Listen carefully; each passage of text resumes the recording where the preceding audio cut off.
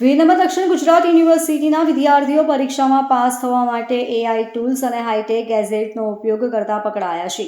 Computer સાયન્સની પરીક્ષામાં વિદ્યાર્થીએ રેકોર્ડિંગ માટે એઆઈનો ઉપયોગ કર્યો હતો, જોકે તે પકડાઈ ગઈ હતી. કોમ્પ્યુટર સાયન્સ અને આઈટી ફેકલ્ટીના વિદ્યાર્થીઓ ChatGPT, જેમિની જેવા એઆઈ પ્લેટફોર્મથી લાઈવ જવાબ મેળવી લખી રહ્યા છે.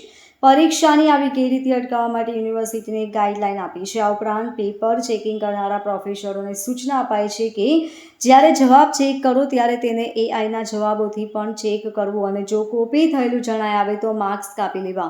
વિદ્યાર્થીઓ મોબાઈલ, સ્માર્ટ વોચ અને એરબડને પરીક્ષા હોલમાં છુપાવીને લઈ જઈ રહ્યા છે, જે પછી એઆઈ ટૂલ્સનો ઉપયોગ કરી રહ્યા છે. આ રીતે મળેલા જવાબો તેમને પાસ થવામાં મદદ કરે છે, પરંતુ પરીક્ષા પ્રમાણિક અને શૈક્ષણિક ગુણવત્તા પર ગંભીર અસર પાડી રહ્યા છે. આમ આવી ગેરરીતિ મળતા જ પરીક્ષા વિભાગે તાત્કાલિક તપાસ શરૂ કરી છે અને કોલેજોને સૂચના આપી છે કે એઆઈ ડિટેક્શન, મોનિટરિંગ અને તમામ ગેઝેટનું ચેકિંગ કડક રીતે કરવામાં આવે. પરીક્ષા વિભાગ જણાવે છે કે નવી પોલિસી તૈયાર થઈ રહી છે, જેમાં એઆઈ ટૂલ્સના ઉપયોગથી મેળવેલા જવાબો કાયદેસર ગણાશે નહીં. ટેકનોલોજી શિક્ષણમાં ઉપયોગી છે, પરંતુ જ્યારે તે પરીક્ષાની પ્રામાણિકતાને જોખમમાં મૂકે છે ત્યારે હવે સાવચેતી રાખવી ફરજિયાત છે. એઆઈ વિદ્યાર્થીએ વોશરૂમમાં જઈ મોબાઈલ અને ChatGPTનો ઉપયોગ કરી કોડિંગના જવાબ મેળવવાનો પ્રયાસ કર્યો હતો. બહાર નીકળતી વખતે પકડાઈ ગઈ હતી. આ ઘટના પરીક્ષા દરમિયાન સામે આવી હતી.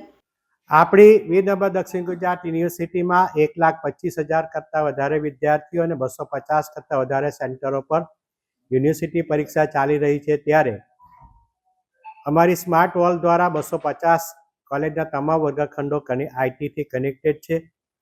સ્કોડને સૂચના મળતા અને ખંડ સુપરવાઇઝરે એ વિદ્યાર્થીઓની જે હિલચાલ છે એના ઉપરથી બે વિદ્યાર્થીઓ, એક વિદ્યાર્થી અને એક વિદ્યાર્થિનીએ એ સ્માર્ટ વોચથી તેઓ ChatGPTથી લાઈવ જવાબો મેળવી રહ્યા હતા અને તે કેસ ચોંકાવનારો સામે આવ્યો છે. આ વિદ્યાર્થીઓ પર નિયમ મુજબ કરતાં ડબલ તેને આર્થિક દંડ પણ કરવામાં આવશે અને આ પ્રકારના electronic gadget, ball pen, electronic ring એ જે પ્રકારના ઇલેક્ટ્રોનિક છે કે જે વાઈફાઈથી કનેક્ટેડ થઈ શકે છે, એવા પ્રકારના ઉપકરણો લઈ જવાનો અમે પ્રતિબંધ પણ ફરમાવી રહ્યા છે અને સમય જતાં એક વધારે આર્થિક દંડ કરવાનું પણ વિચારી રહ્યા છે.